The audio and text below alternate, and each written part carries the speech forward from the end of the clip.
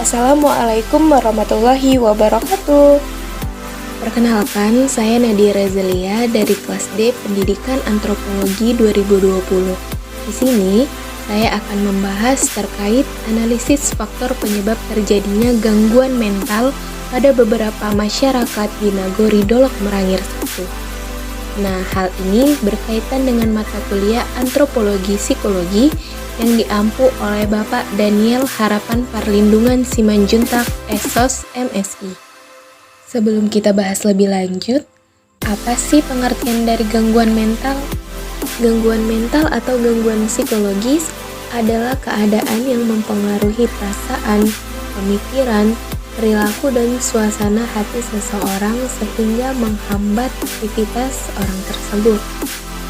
Nah, gangguan mental ini bisa dialami oleh semua kalangan pada kondisi tertentu, tetapi nantinya dapat pulih kembali seperti keadaan semula. Penelitian ini menggunakan teori pola kebudayaan oleh Ruth Benedict yang mengatakan bahwa di dalam setiap kebudayaan ada aneka ragam tipe temperamen yang tentunya telah ditentukan oleh faktor keturunan atau genetik dan faktor ketubuhan atau konstitusi yang timbul secara berulang-ulang dan universal. Hal ini tentu memunculkan tipe dominan, tipe normal, dan juga tipe abnormal.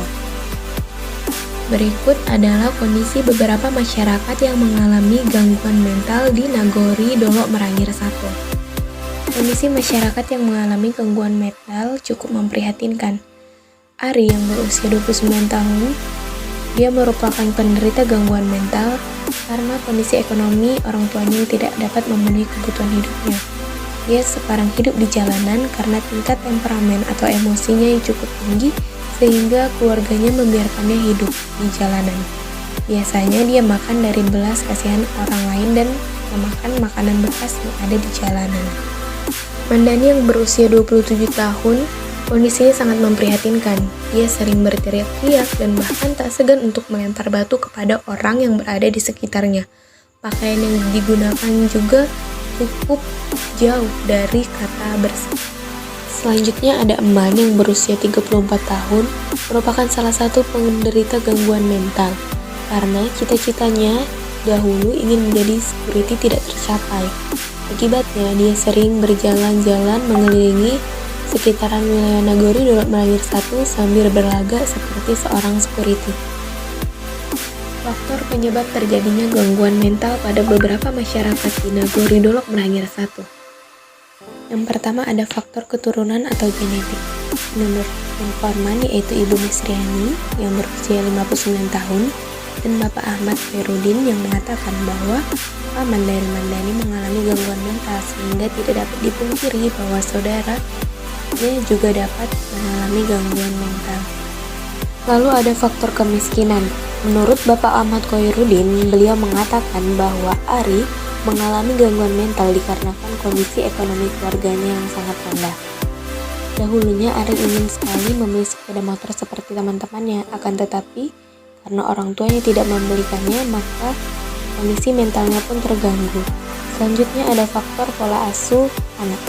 Pola asuh anak ini yang tidak baik dan termasuk faktor lingkungan tentu sangat beresiko supaya anak dapat mengalami gangguan mental. Berikut adalah foto bersama ketiga informan penelitian. Berikut adalah upaya penyembuhan bagi beberapa masyarakat yang mengalami gangguan mental di Nagori Dolok Merangir 1. Yang pertama yaitu memberikan pola asuh terbaik untuk anak. Orang tua harus memberikan pola asuh yang baik untuk anaknya. Jangan sesekali menunjuk anak untuk melakukan sesuatu yang melebihi batas kemampuannya. Yang kedua, rehabilitasi mental. Nah, rehabilitasi mental ini adalah proses kegiatan yang tujuannya untuk menguatkan ketahanan mental seseorang dalam menghadapi berbagai masalah yang dimilikinya. Yang ketiga yaitu psikoterapi. Nah, psikoterapi ini adalah terapi bicara yang memberikan media yang aman untuk penderita gangguan mental dalam menjelaskan dan mengungkapkan perasaannya. Bukan hanya orang tua, akan tetapi peran pemerintah juga diperlukan dalam hal ini.